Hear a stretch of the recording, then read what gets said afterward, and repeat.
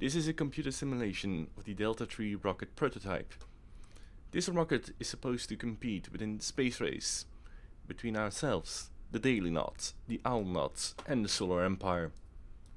We are running behind in the space race due to our engineers willing to further study technologies recovered.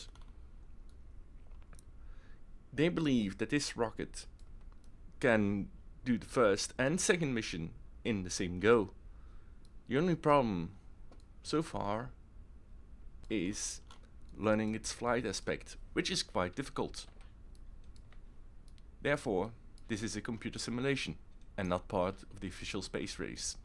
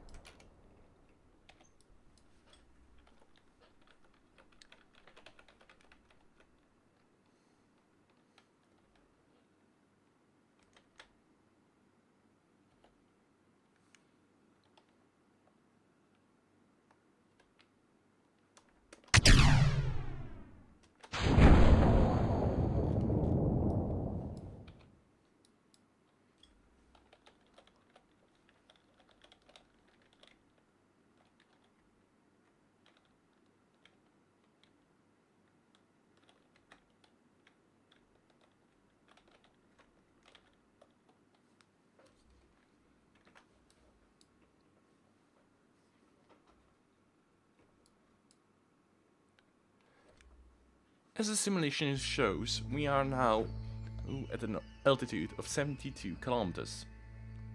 This is the required altitude for both the primary and secondary missions in the space race mission package. However, we are still, you saw the irregular flight paths. Our engineers want to first learn which corrections they have to do during the ascent stage before actually doing the missions. Because of the cost of the rocket being 45,000 Kerbal coins on a budget, and the first mission only delivers 50,000, so we can get a 50,000 reward on the first mission and another reward on the second mission. Still, we would like not to have too many mishaps.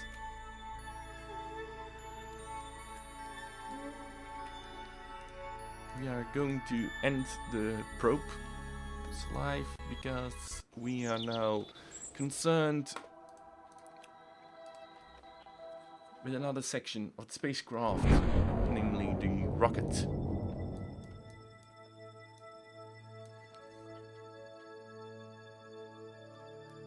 And for this test, the Atlas has been...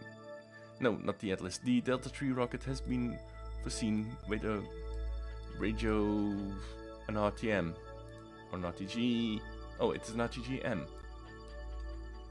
It is hoped that this change will help us recover the rocket.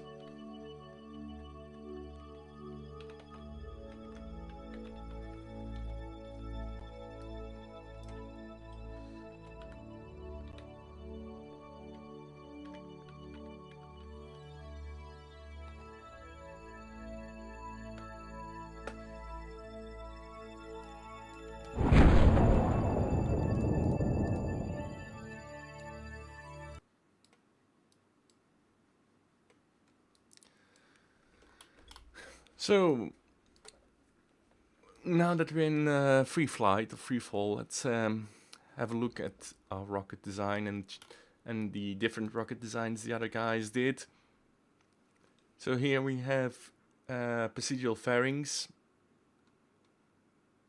with the decoupler for the probe. We have an advanced SCS.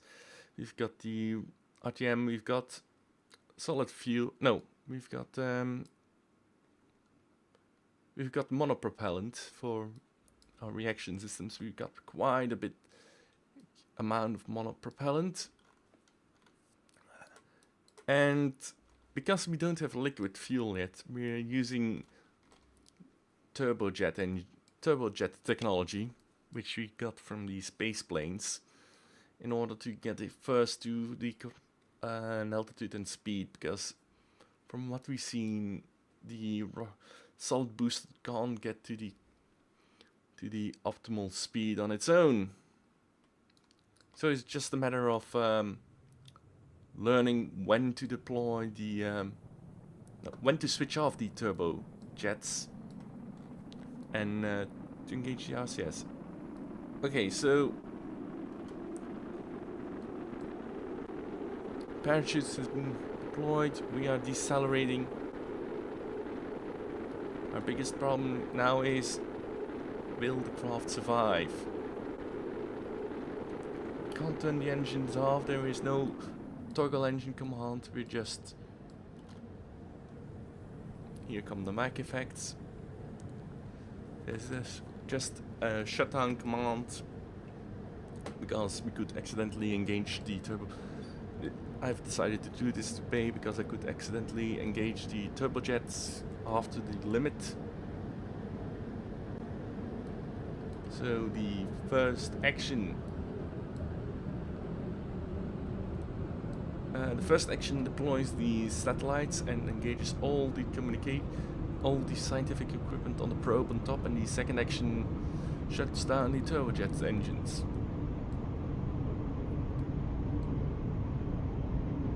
The parachutes have been deployed.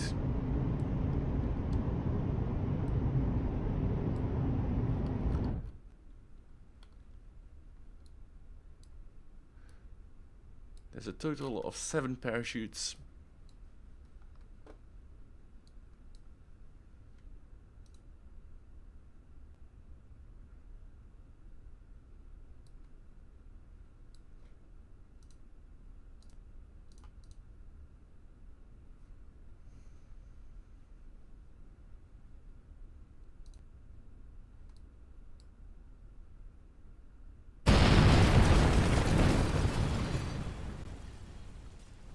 That could have been better.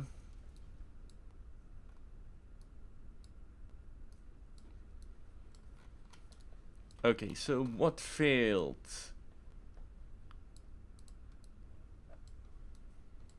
All the long RCS tanks have fallen off.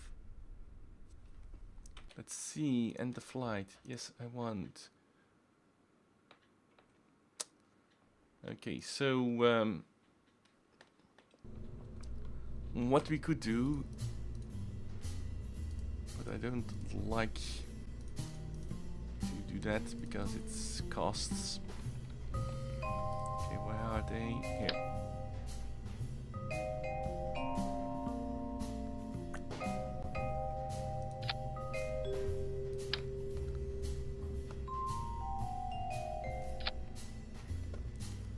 Could do that. Of course, how is it going to affect the aerodynamics? More to the point, is it going to be enough? Okay.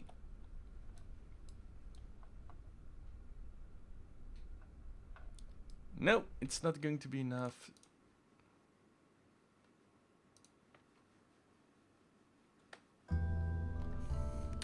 Can they go lower? No. And I don't want to have the big legs. Okay, so this is my rocket. It's the Delta 3. This will do my first 2 missions in the space race, which I'm hoping to have an episode up next week. I'm first learning how to better control this. And yes, I'm very much aware that some people are going to say that this resembles a Viper from Battlestar Galactica, or maybe Thunderbird 3, and other people are going to say that I'm basically not adhering to the space race where we don't have where we only have solid booster technology, but I'm very confident that the RCS is within the limits of the current space of my current development. And I'm just using what I've known from the space planes part of the race. So, I'll see you next time.